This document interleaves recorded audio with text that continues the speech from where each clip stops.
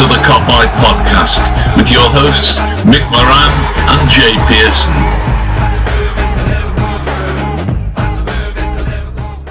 Hello everybody, welcome back to the Kopite podcast. As you can see, me and Mick aren't together. But things are more important at the minute, mate. But it's great to see your face. Feel like I've not seen you in nearly a while, and it's absolutely killing me. No, well, I'm the same man. Inseparable, 2 peas in a pod. Mate, we are, but your hair's growing back a little bit. So it is actually, look. So come and catch me back up again. That's the thing. I took lockdown, done lockdown, fucking skinhead too early, didn't I?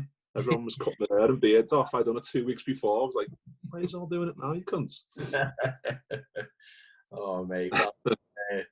Well, honestly, the sooner this is all over, the better for everybody, eh? And we can can't wait. How have you been, mate? Been okay? Yeah, sound. Just fucking working from home, and yeah, it's just fucking mind numbing now, isn't it? It is, Not mate. getting out of the house, having to queue up to go in Tesco and that. Yeah. Mental. It's horrid, isn't it? But it's unprecedented what's going on in the world right now, isn't it? So it's anything we've got to do to get rid of this thing as quickly as possible and get back to normality. Exactly. And that bit of normality we want, mate, is the footy, and I feel like Liverpool haven't kicked the ball for 3 weeks, and it feels like 3 years. Is that how it's been? 3 weeks? Is that all? Yeah. Oh, fucking hell. It's depressing, that, isn't it? It really is, mate. It's like summer, but worse because we're not in summer. Look at me watch. Yeah. It's the 3rd of April, and I'm just like, oh. Yeah, it's like the period between Crimbo and New Year's just extended indefinitely. Yeah. Where you just don't know what time it is, what day it is. You're having a bevy at like 3 p.m. and you're like, it's a school day when we're doing, but you don't. It gives a fuck. There's nothing else you can do but raid your fridge. It's but no, I mean, it's my son's birthday tomorrow, and I'm just thinking, God, I just hope the weather's nice so I can go out in the garden with him. It's one of them. But obviously, we're doing this video now based off what we've just seen from the Premier League, and obviously they've had their emergency conference call today. That's lasted a good few hours, and all the Premier League shareholders and all the clubs have been together to discuss the season return, financial help to other clubs, which we'll talk about, to the NHS, which is a great cause, fighting this bloody coronavirus and what they can do for the Football League and the National League as well. But obviously, we'll start with the statement that has come out. What have you taken? What's your standout part from the statement? Well, I was going to read it, but it turns out it's fucking long. But after having read it, there is one sentence where it says there is combined objective for all remaining domestic league and cup matches to be played, enabling us to maintain the integrity of each competition. Yeah. Which means, obviously, nothing's concrete at this stage, because why would it be? Because it's a changing beast, this coronavirus. One second where it's going to happen behind closed doors, and then people are saying, no, actually it's going to get null and void. But this statement, obviously, it is a bit generalised because they don't want to commit to anything. But as long as all 20 clubs, their combined objective is for the season to finish, because how are we going to carry on into the next season if we don't know the stands from the previous season? It doesn't make sense if it happens, and especially we haven't won a league for 30 years. I mean, it's just that look, isn't it? Yeah, it is, mate.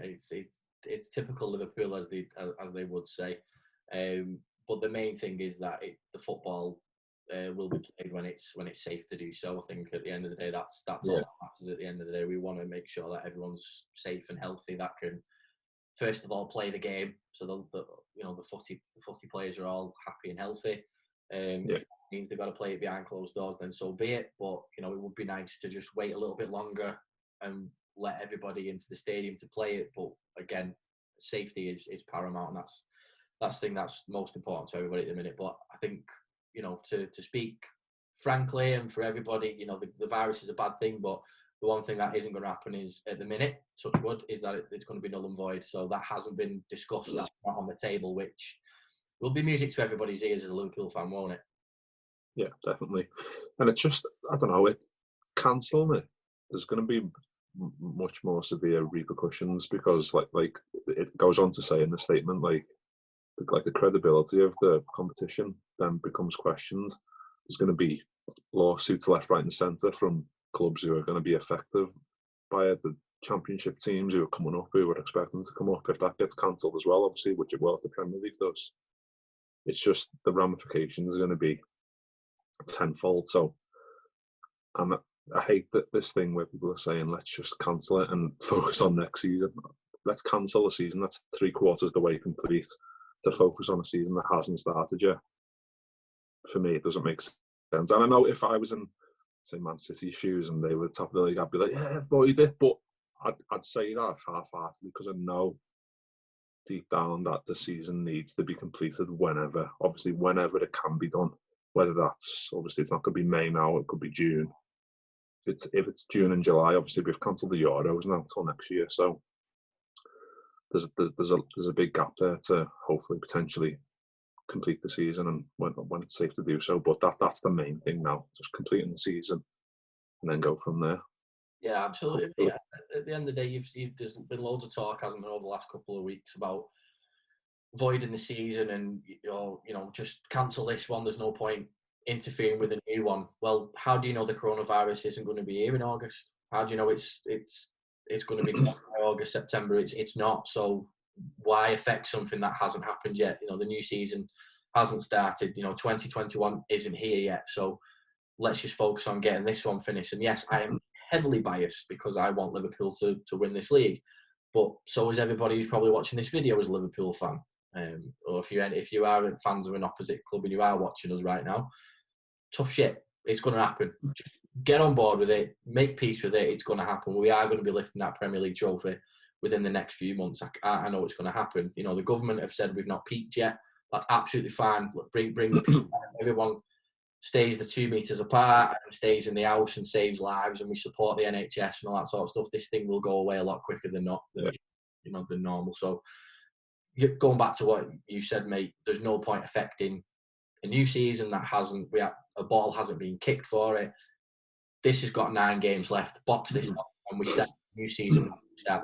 If we start the new season in December, we started in December. Or we could end up, I was thinking about this the other night, it could be unprecedented where the new season starts next year and maybe it starts in February and finishes the same year, similar like what the MLS does. And that sport that you don't know anything about, rugby league, they start in February and they finish in October. So you could just do it instead of it going over the Christmas period now. This could be the change in football that a lot of people have wanted for a long time. I think a lot of people have said, haven't they, why do we play over Christmas? About that, it's Christmas football, it's Boxing Day, it's New Year's, and, it's so busy. But just thinking on that as a point now, I know that wasn't part of our discussion today, but how would you feel about that if the game sort of the season started in February and finished in October or in November? Well, it feels weird, like you said, but the main thing is that we try and carry on as best as we can. I know, like, we can't start the next season until this one's finished, so I don't know. We're going to have to just go with it, really. We're just going to have to see how we get on. There's no right answer here. We're just going to have to obviously just adapt to what gets thrown at us, really. There's not much else we can do.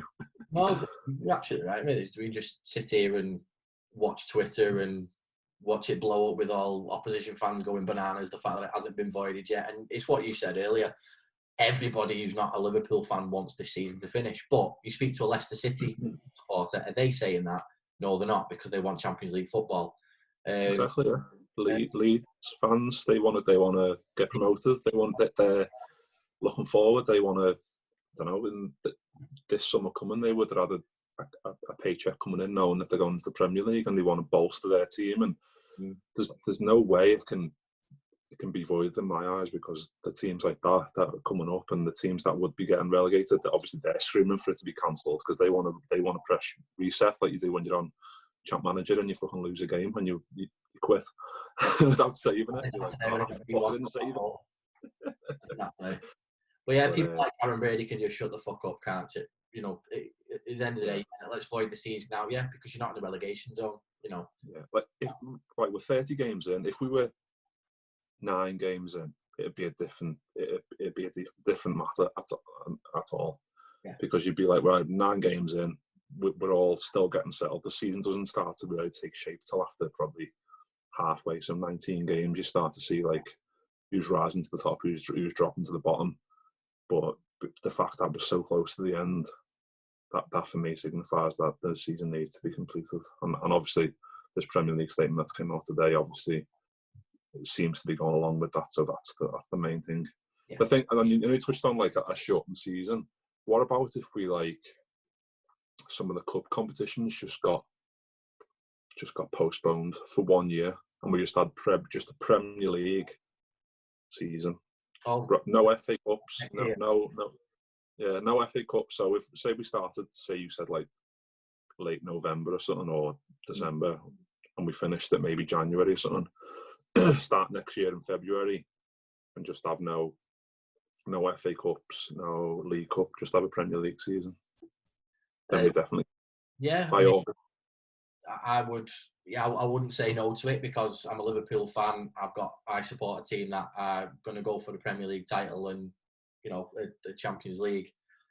Then you've got to think about the so-called lesser teams, the likes of Tottenham, Everton, who would probably look at one of the cup competitions as a possibility. Yeah, so that's the thing, really.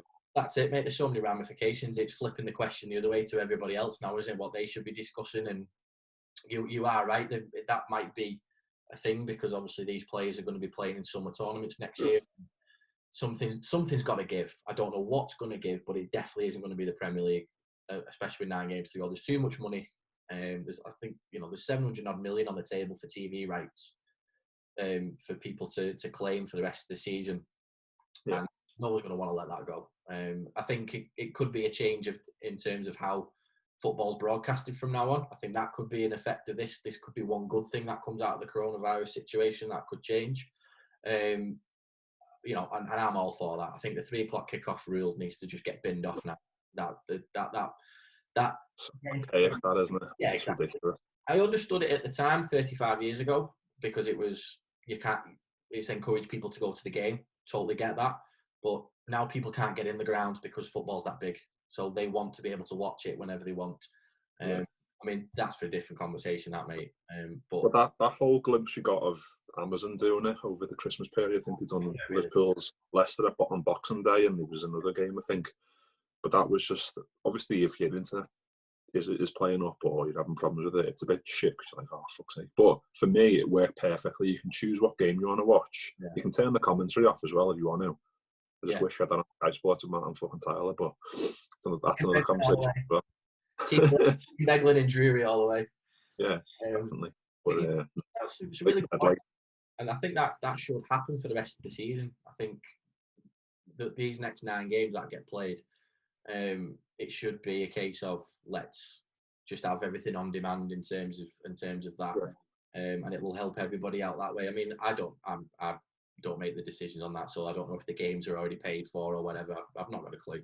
I'm sure someone will tell us if whatever that works out at. But like I said, mate, the main thing from this now is that the season isn't going to get void. It's suspended indefinitely. Doesn't matter when we play it. If we have to play it at the beginning of 21, fine. As long as it gets played, I don't care. I just want to see that trophy get lifted by a Liverpool player, by Hendo, by whoever. I don't care who fucking lifts it. I really don't care. But at the end of the day, this was an interesting thing: is what happens if? Because you play these games behind closed doors, right?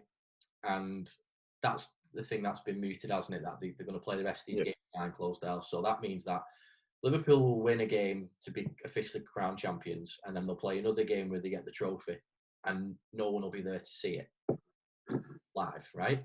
So my idea was, and I want to see what you think about this, is they play the games, they win the league, done, right? Then we start the new season, and crowds are back in the stadium, everything's fine again, right? And we get the presentation of the trophy, the first home game of the season. That would be the thing for me. but obviously there's the Nike New Balance thing. So just play the Nike kit, go and get changed back into the New Balance one, come back out and lift the trophy in your New Balance kit, and there's your photograph continuity. Well, I think the Athletic put a piece up, or James Pearce put something up the other day saying that Nike have agreed, obviously, for New Balance to be the final game of the season, or to be pictured in that segment of Liverpool's history, because it's not right for us to say that idea came to fruition, the one you've just said, and we did parade the trophy the first game next season. We wore the Nike kit. It wouldn't make sense, because that kit that we wore wouldn't be in shot, and obviously all sponsorship deals with New Balance and stuff like it. That's synonymous with the season we've had, so that needs to remain the case, really. But no, if we did have the trophy lift next season, I don't think anyone would care. I mean, when this all started, then I think on our last podcast we were talking about the Everton game coming up and thinking, it could be behind closed doors, obviously, because the UK government shit and didn't really act on anything. The fact that the Atletico game went ahead still baffles me. Not just because we lost, but because literally why are 3,000 or more of their fans coming over to Liverpool when Madrid was a hotspot? Still baffles me.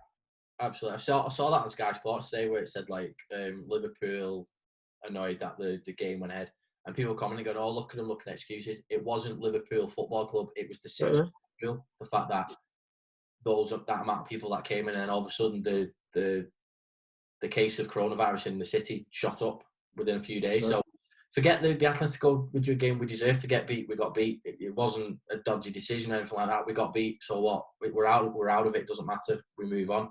It's about the fact that the government did nothing about. Yeah, it's not a Champions League decision. It's the decisions of the governments that decide that actually this pandemic is something that we need to try and filter out and not let fucking 3,000 Spanish fans travel over to Liverpool. And then people are saying, I think seeing something about Ancelotti had a chat with Klopp, and Klopp was saying to Ancelotti that he wasn't happy that the game went ahead. And then the fans are obviously saying, he's only saying that because they got beat.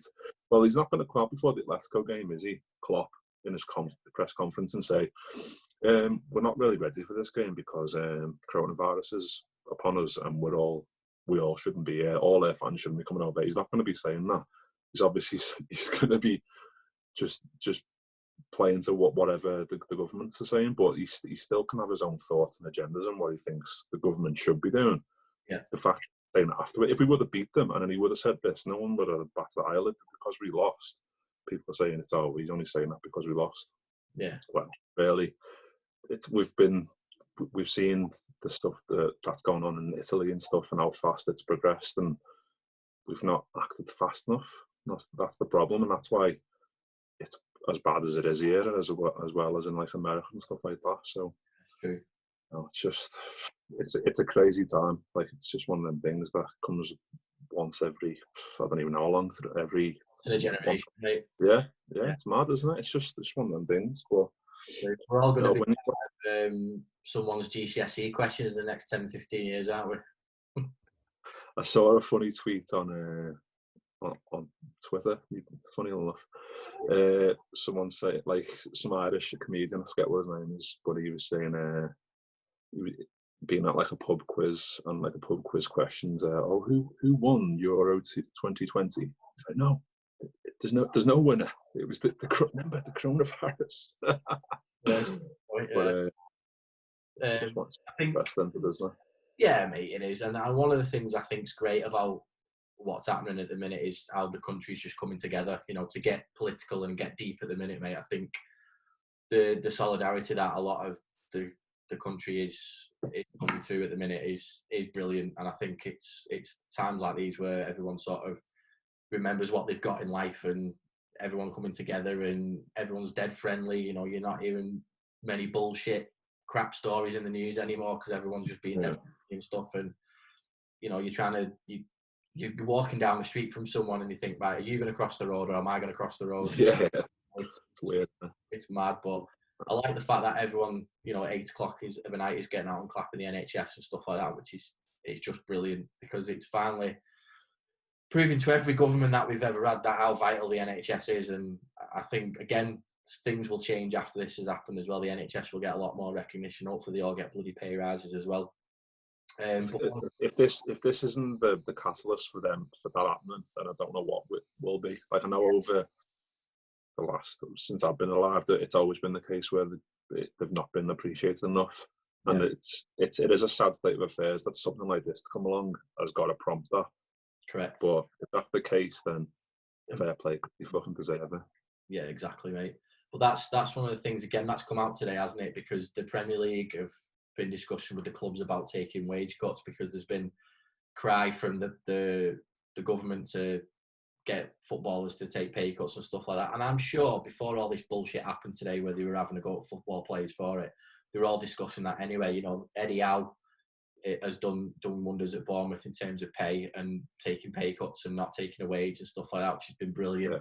But obviously one of the great things today is, you know, Jordan Henderson has got together with James Milner, and they've been speaking to other captains of the Premier League and put a trust fund together for the NHS, which is just absolutely brilliant, isn't it? So good, so good. And it's just typical of the man, really, isn't it? Of what Jordan Henderson does, and James Milner. At the end of the day, they're both. Again, it's a lot of stuff that people don't see behind closed doors. Obviously, we see it because we're Liverpool supporters and we see all the great work that the pair of them do for charity and all that sort of stuff. Yeah. But, you know, Jordan Henderson is Premier League winning captain. He's about to be, you know, champion-elect. He's leading by example there, isn't he? And it's great to see that he's doing that. Yeah, definitely. Like, it's obviously it's a testament to the man that we know. We see him week in, week out on the football field, but we all know what a great leader he is behind closed doors, and this is just typical of that.